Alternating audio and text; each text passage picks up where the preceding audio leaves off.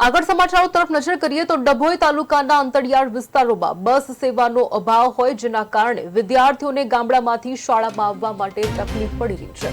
ડભોઈ તાલુકાના સોમપુરા, સિમરિયા, ગોપાલપુરા, અરણિયા, નાગડોલ વગેરે જેવા ગામોમાંથી વિદ્યાર્થીઓને 2 થી 3 કિલોમીટર ચાલીને આવવું પડે છે।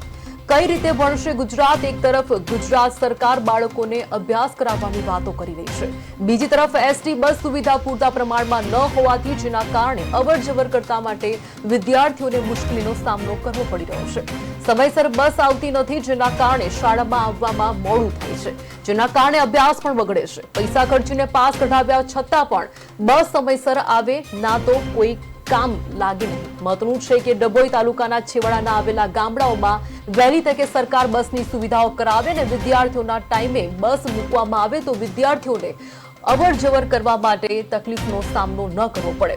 2 કે 3 ગામ વચ્ચે એક બસ મૂકવામાં આવે તો સરળતાથી શાળામાં અભ્યાસ અર્થે પહોંચી જાય, અભ્યાસ પણ ના બગડે। સરકાર અને એસટી નિગમ દ્વારા સમસ્યાનો હલ વહેલી તકે લાવે તેવી ગ્રામજનોની માંગણી છે।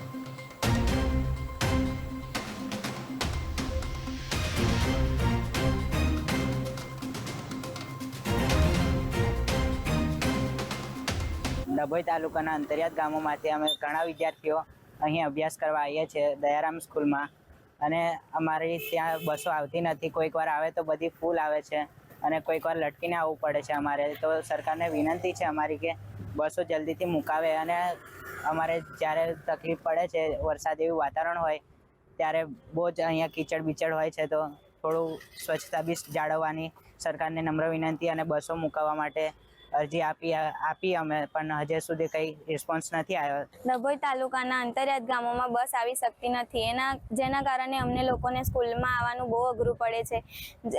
અમુક ગામ એવા છે જ્યાં કઈ રિક્ષાથી માંડીને કશું જ કોઈ આવડ જવડ નથી હોતું, જેથી અમને લોકોને આવવાનું પણ અઘરું પડે છે। સ્કૂલમાં પછી કઈ સાધન બસ બી આવે તો આવે, બાકી નહીં આવે તો અમે લોકો સ્કૂલમાં રજા પડે તો સ્કૂલમાં ટીચર લોકો પણ બોલે છે કે તમે લોકો કેમ નથી આવતા।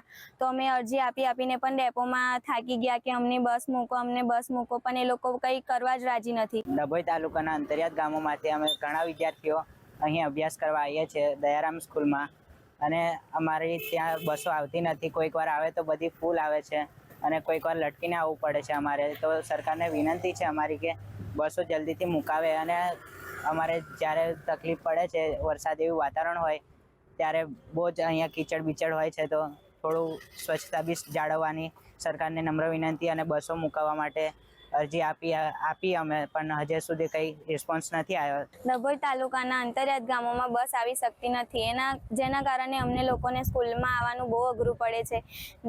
અમુક ગામ એવા છે જ્યાં કઈ રિક્ષાથી માંડીને કશું જ કોઈ આવડ જવડ નથી હોતું, જેથી અમને લોકોને આવવાનું પણ અઘરું પડે છે। સ્કૂલમાં પછી કઈ સાધન બસ બી આવે તો આવે, બાકી નહીં આવે તો અમે લોકો સ્કૂલમાં રજા પડે તો સ્કૂલમાં ટીચર લોકો પણ બોલે છે કે તમે લોકો કેમ નથી આવતા। તો અમે અરજી આપીને પણ ડેપોમાં થાકી ગયા કે અમને બસ મૂકો, પણ એ લોકો કંઈ કરવા જ રાજી નથી। ડભોઈ